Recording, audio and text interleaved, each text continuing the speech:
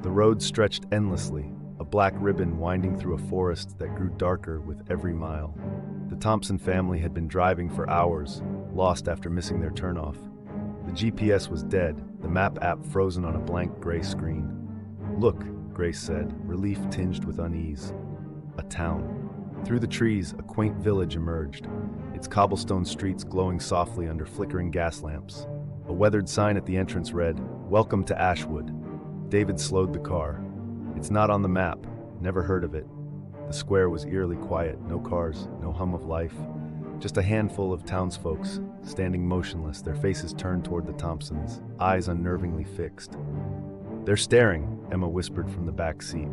The family stepped out into the heavy silence. A man in a worn suit approached, his smile stretched too wide.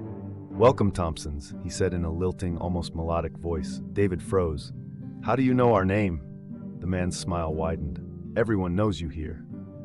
They hurried back to the car, but the engine refused to turn. Behind them, the square began to fill. Townsfolk emerged from shadowed alleyways, their movements fluid but wrong.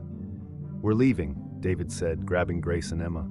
They ran down a narrow street, turning blindly, but every path led back to the square. "This can't be real," Grace cried, panic rising. They ducked into a dimly lit shop, its shelves filled with familiar objects. Grace's wedding dress, Emma's diary, David's old watch. The air was thick and cold, every sound muffled. "What is this place?" Emma whispered, trembling.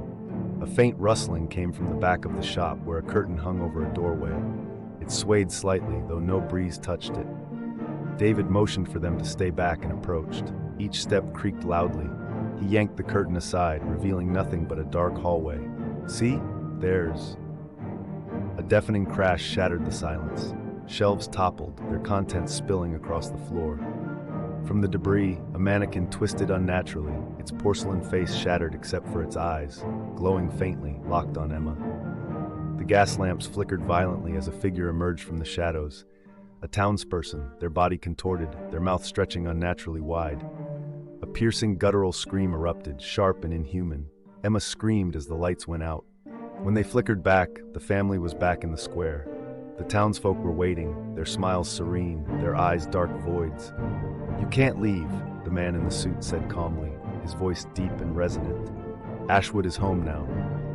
The cobblestones rippled like water, yawning open beneath the Thompsons' feet. They screamed as they were pulled under, the townsfolk watching, silent and smiling.